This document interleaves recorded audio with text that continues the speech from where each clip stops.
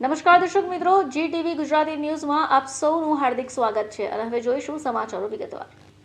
સુરત શહેરના અમરોલી વિસ્તારમાં આવેલા કોસાડ આવાસ યોજનામાં આજે એક ચોંકાવનારી ઘટના સામે આવી। બિલ્ડિંગ પાસેથી પસાર થતા રસ્તા પર એક શંકાસ્પદ કોથળામાં 57 વર્ષીય મહિલાની લાશ મળી આવતા ચકચાર મચી ગઈ।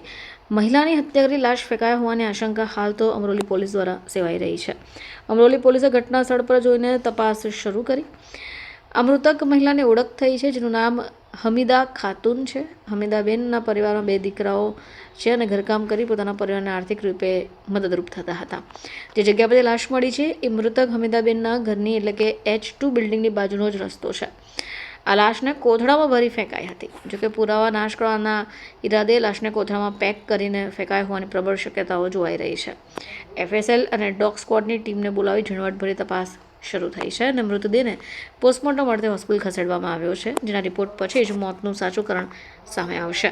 આરોપી પોલીસે ગુનો નોંધી હત્યારા સુધી પહોંચવા માટેના ચક્રો ગતિમાન કર્યા છે। અમરોલી પોલીસ સ્ટેશન વિસ્તારમાં આવેલ કોસાડ આવાસ ખાતે H2થી કોથળામાં બાંધેલી હાલતમાં એક મહિલાની લાશ હોવાની હકીકત મ્યુનિસિપલ કોર્પોરેશનના કર્મચારીઓ દ્વારા પોલીસ સ્ટેશનને કરવામાં આવેલ। જે ઘટનાની જાણ થતાં અમરોલી પોલીસ સ્ટેશન તથા અન્ય પોલીસ અધિકારીઓ ઝોન 5 વિસ્તારના સહિત સુરત ક્રાઇમ બ્રાન્ચના અધિકારીઓ પણ ઘટના સ્થળે દોડી આવેલ અને સમગ્ર બાબતની પ્રાથમિક તપાસ કરતાં આરોપીની શોધખોળ કરવા માટે પણ અલગ અલગ ટીમો હાલમાં કાર્યરત છે।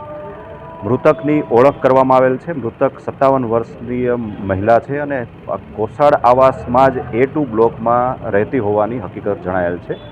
મૂળ તેઓ બિહારના વતની છે અને છેલ્લા ઘણા વર્ષથી સુરતમાં સ્થાયી થયેલ હોવાનું અને ઘરકામ કરતા હોવાની હકીકત જણાઈ આવેલ છે। સર, એ જે લાશ મળ્યું તે કોથળામાં હતા અને હાથ પગ બાંધેલો હતો, તો કઈ બાજુ તપાસ?